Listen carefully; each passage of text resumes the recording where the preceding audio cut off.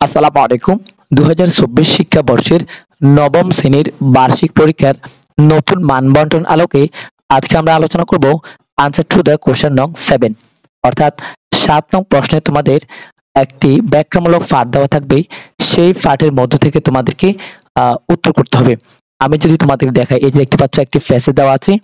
এই প্যাসেজটির মধ্যে তোমাকে একটি টেবল দিবে, অর্থাৎ এই যে ব্যাখ্যামূলক পাঠের উপাদান বামে থাকবে, ডানে পাঠের উদাহরণ দিতে হবে।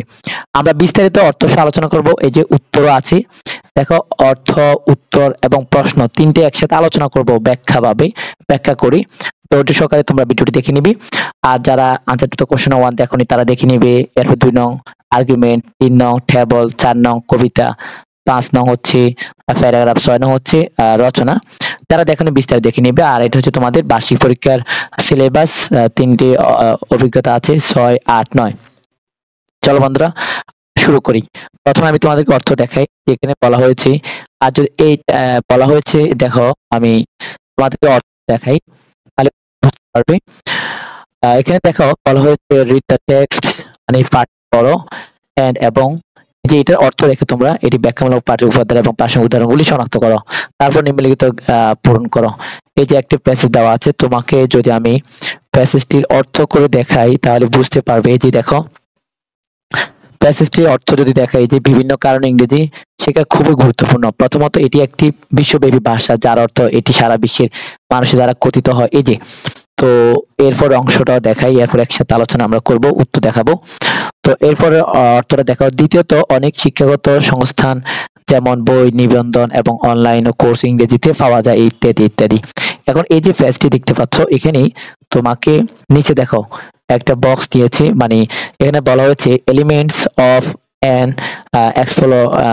এক্সপ্লানেটরি টেক্সট, অর্থাৎ ব্যাখ্যামূলক টেক্সট মানে পাঠ, ব্যাখ্যামূলক পাঠের উপাদান। অর্থাৎ এখানে এই যে একটা ব্যাখ্যা, মানে এই পাঠটা কি এই পাঠটার মধ্যে কি ব্যাখ্যা করা হচ্ছে সেটা তোমাকে বলতে হবে। যেমন জেনারেল স্টেটমেন্ট মানে কি বলো। জেনারেল স্টেটমেন্ট জেনারেল স্টেটমেন্ট হবে মানে সাধারণ বিবৃতি আর কি, বাক্য।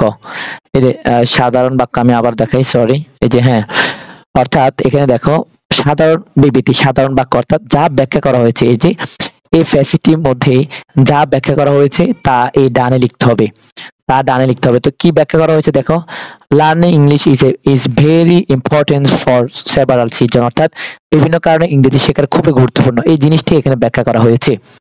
তো এখন আর যে খালি জায়গাটা আছে, এই যে খালি জায়গাটা তোমাকে পূরণ করতে হবে। এখন এই যে দেখো আমি উত্তর দেখাই।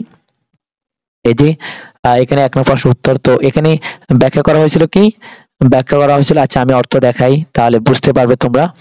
এটা হচ্ছে উত্তর, কিন্তু একের উত্তর। তো এটা বলা হয়েছে যা ব্যাখ্যা করা হয়েছে, যে নিচে কি ব্যাখ্যা করা হয়েছে সেই উপাদানটা আমরা লিখবো। আর ডানে মূলত এই যে ব্যাখ্যা যে করেছো এটা কোন বিষয়ের উপর ব্যাখ্যা করা হয়েছে সেটা এখানে বলতে হবে। তো এবার আসো এখানে uses of present simple tense, অর্থাৎ এই যে প্রেজেন্ট ইনডিফিনিট টেন্স আর কি, সিম্পল বলে ইনডিফিনিট, প্রেজেন্ট ইনডিফিনিট টেন্স। তো এই যে দেখো সরল বর্তমান সরলকালের বাক্য ব্যবহার, এটা ব্যবহার করা হয়েছে। তো এখানে উদাহরণ দিতে হবে তোমাকে। যেমন উদাহরণ কি, দ্য ভার্বস শো দ্যাট, এই যে ক্রিয়াগুলি, ভার্বগুলো দেখায় যে পছন্দ, লাইক মানে এখানে ভার্ব ওয়ান আর কি, like, means, can help, work, এরপর মেক, এগুলো কিন্তু ভার্ব ওয়ান। এই যে make verb one, works verb one, can help verb one, can এর পরে মোডাল অক্সিলারি ভার্ব ওয়ান বসে, মিন ভার্ব ওয়ান, এস যোগ হয়েছে, এই যে লাইক ভার্ব ওয়ান। এই যে অর্থাৎ এটা প্রেজেন্ট ইনডিফিনিট টেন্সের উদাহরণ, মানে এগুলো ভার্ব ওয়ান। তো এই ব্যাখ্যাটা তোমাকে লিখতে হবে। এবারে দেখো এই যে আমরা যখন এটা বলি টেম্পোরাল কালেকটিভ, তো এখানে দেখো টেম্পোরাল কানেক্টিভ গুলো কি কি, এই যে যেমন first, second, third, finally, overall, এই যে এই কানেক্টিভ গুলো ব্যবহার করা হয়েছে সেটা তোমাকে এখানে লিখতে হচ্ছে উদাহরণ দিয়ে। এবার আসো 3 নম্বরে কি লিখবি, স্পেসিফিক ডিটেলস এন্ড এক্সাম্পল, অর্থাৎ নির্দিষ্ট বিবরণ এবং উদাহরণ। তো এটার জন্য এই উদাহরণগুলো কি, যেমন second, main education resource, such as Vogue, এই যে অর্থাৎ তোমাকে ডানেরটা উদাহরণ হিসেবে লিখতে হবে, ফার্স্টের যে উদাহরণটা সেটা লিখতে হবে, আর বামে ব্যাখ্যা করতে হবে। এরপরে দেখো এখানে ক্লিয়ারিটি ইন এক্সপ্লানেশন, অর্থাৎ ব্যাখ্যার স্বচ্ছতা, অর্থাৎ ব্যাখ্যাটা স্পষ্ট ছিল। তো এই যে ডানের বাক্যটা তোমাকে লিখতে হবে, মানে অর্থাৎ পাঠের মধ্যে যে উদাহরণটা ছিল, থার্ড ইংলিশ ইজ অফেন, এই যে ইত্যাদি, তোমরা অর্থ ডানে দেখে নাও। এরপর হচ্ছে কনক্লুডিং স্টেটমেন্ট, এটা হচ্ছে ব্যাখ্যা ছিল, মানে সমাপনী বক্তব্যটা ছিল কেমন সেটা তোমার লিখতে হবে। এই যে সমাপনী বক্তব্যটা হচ্ছে ওভারঅল লার্নিং ইংলিশ ইজ এখানে হচ্ছে valuable skill that can benefit us in many aspects of life, হ্যাঁ, অ্যাসপেক্টস অফ লাইফ। তো বন্ধুরা এইভাবে তোমাদের উত্তরটা করতে হবে। আশা করি বুঝতে পেরেছো। আমি যদি আরেকটা দেখাই তাহলে তোমরা ফুল বুঝতে পারবে। এই যে যেমন দেখো আমরা 2 নম্বর প্যাসেজটা যদি দেখি, আমি প্রথমে তোমাদের অর্থ দেখাই। 2 নম্বর প্যাসেজটার অর্থ দেখাই। এই যে এটার অর্থটা ডানে দেখো, তাহলে তোমরা বুঝতে পারবে। এই যে বৈশ্বিক উষ্ণায়ন পরিবেশ দূষণের চূড়ান্ত ফলাফল এবং এর জন্য কিছু কারণ দায়ী, বন উজাড় এবং এর মূল কারণ ইত্যাদি। এরপর আসো বাকি অংশটা আমরা দেখি। এরপর আমরা অর্থ বুঝতে পারবো, মানে প্রশ্ন বুঝতে পারবো। দুর্বল বর্জ্য ব্যবস্থাপনা এবং জীবাশ্ম জ্বালানি বা ইট পোড়ানোর মতো মূর্খতাপূর্ণ মানবিক কার্যকলাপ ইত্যাদি ইত্যাদি। এবার আসো এই যে ফ্যাসটা দেখতে পাচ্ছ, এখানে কি ব্যাখ্যা করা হয়েছে। তো এই যে প্রশ্নটা দেখো, এখানে কি বলা হয়েছে, জেনারেল এস্টিমেট অর্থাৎ বিবৃতি।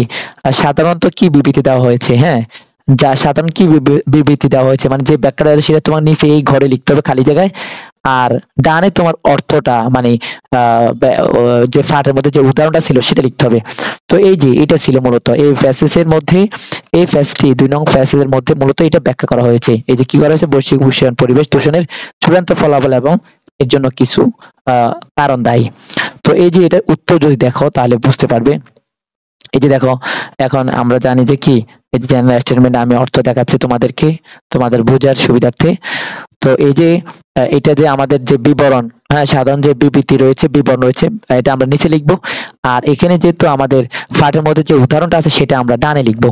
এই যে এখানে কিন্তু এই বিবৃতিটা ব্যাখ্যাটা কিন্তু এটা দেওয়া হয়েছে উদাহরণটা।